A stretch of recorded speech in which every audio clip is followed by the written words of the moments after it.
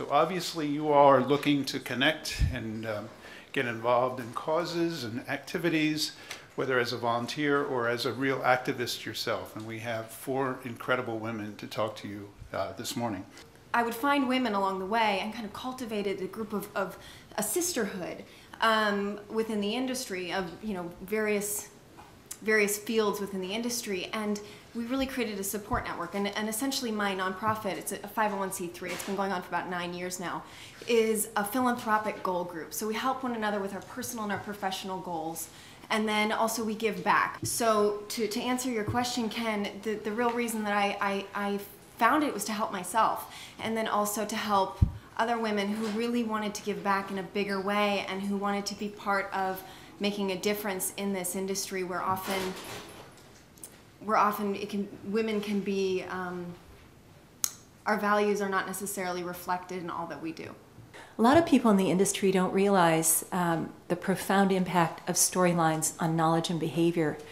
So it's always entertainment first. The research shows that. It's got to be good entertainment to grab and hold attention. But here are the stats. 11.9% of viewers of a breast cancer BRCA gene storyline on 90210 called their doctors to schedule screening appointments. 11.9%. Think of how many times those episodes air. That's a huge number. 10.3% of viewers signed up to become organ donors after seeing a single episode on organ transplantation on the show Numbers. The EPA closed a loophole in the law after a single episode of Law and Order SVU aired a storyline about toxicity impacting the health of children. And the parents wrote a letter writing campaign, and the EPA first denied that there was a loophole on their homepage, and 3 days later they closed the loophole in the law. The metrics tell us that people believe what they see on these stories. You don't have to create a story around one of these topics, but if one of your storylines happens to deal with this, even in a tangential way, will help you make it accurate and realistic, and that'll make your stories more compelling. My story really begins with my husband's family when his father, who is a screenwriter, came to Hollywood in the early 30s and started with the payroll pledge for supporting MPTF. And while he didn't actively volunteer, my mother-in-law did. And when I came into the fold, I heard a lot about the home.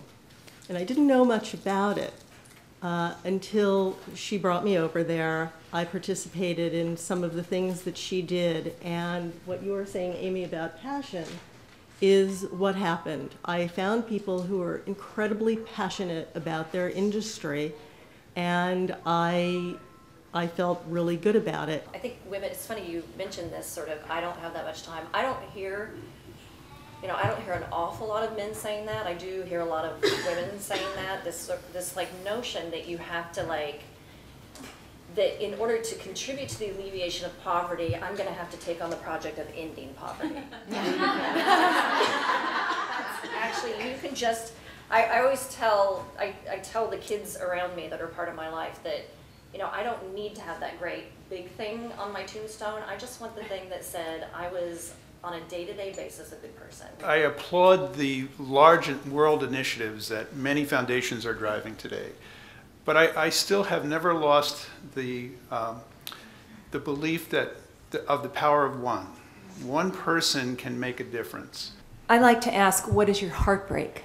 If you don't know what your passion is, ask what breaks your heart.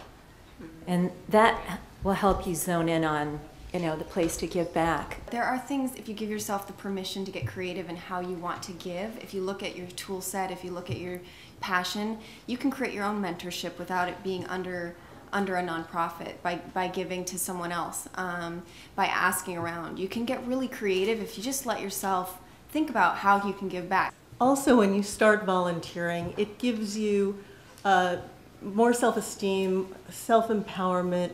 You start putting your life in order because you see that there are other focuses besides your life. So those mountains don't seem as large.